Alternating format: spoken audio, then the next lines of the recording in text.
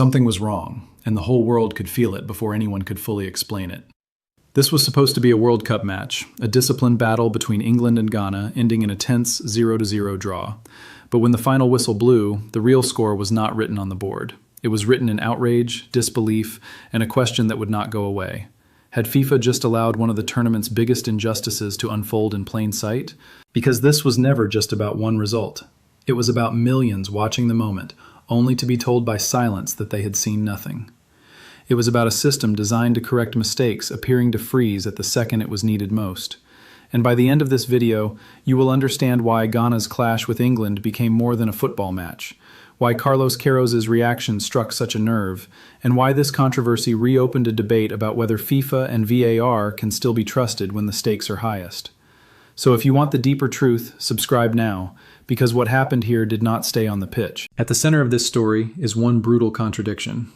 FIFA tells the world that football is protected by technology, by precision, by layers of review supposed to catch obvious injustice.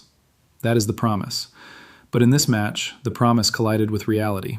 Because when Ghana needed the system to do the one thing it exists to do, intervene when a game-changing error was staring everyone in the face, that system seemed to disappear into smoke. The cameras were there, the angles were there, the contact was there, the appeals were there, the correction was not. And that is what made this night so explosive. Before the controversy swallowed everything, Ghana had already done something remarkable. They stood toe-to-toe with one of the favorites and refused to bend. England arrived with expectation, elite depth, global attention, and the usual assumption that nations like Ghana were supposed to admire, defend, and eventually give way. But Ghana rejected that script from the opening minutes. They were organized, sharp, fearless. Their defensive line stayed compact, their midfield pressed with intelligence, and every transition carried intent. This was not survival football. This was resistance with ambition. Every clearance felt deliberate. Every duel had edge. Every moment Ghana stepped forward, you could sense England's comfort slipping a little more. That is what made the match so compelling. Ghana were not hiding inside the occasion. They were growing inside it. They looked disciplined without being passive, brave without becoming reckless, and united in a way that unsettled a team expected to control the game by reputation alone. And when an underdog stops respecting the hierarchy starts to shake. Then came the moment that changed everything. Ghana attacked with purpose, entered the area, and a challenge came in that many viewers and analysts later described with one blunt conclusion. That should have been a penalty. The contact appeared to disrupt the attacker, the momentum was broken, the appeal was immediate. Ghana's players turned toward the referee, then toward the safety net the modern game keeps promising to players and supporters alike. VAR was supposed to be there for this situation. Big moment, high stakes, potentially decisive error. Check the screen, review the angles, get the call right. But that is not what happened.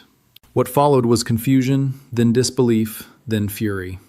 Whether people describe it as a failed review, a review that missed the obvious, or a collapse in intervention, the emotional outcome was the same. Ghana felt denied. Fans felt mocked.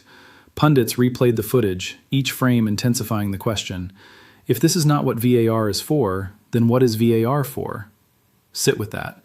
Because that question is bigger than one match. It cuts into the heart of how football sells itself to the world. And when Carlos Queiroz spoke after the match, he did not sound like a man complaining for the sake of noise.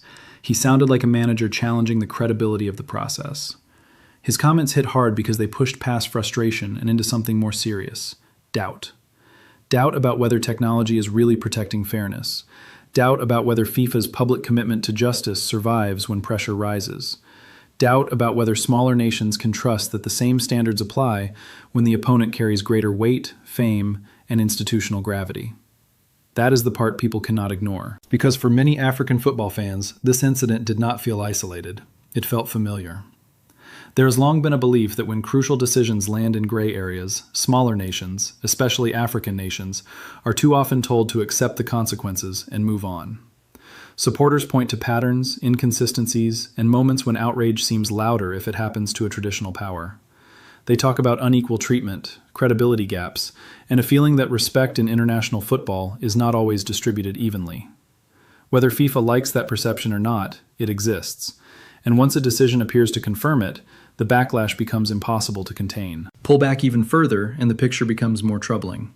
Because sport survives on trust. Not perfection, Trust. Fans can live with human error if they believe the system is honest. Players can endure heartbreak if they believe everyone is judged by the same standard. But when technology is sold as the answer and then fails in the most important moment, it does more than frustrate. It corrodes. It plants suspicion. It invites old doubt back into the room.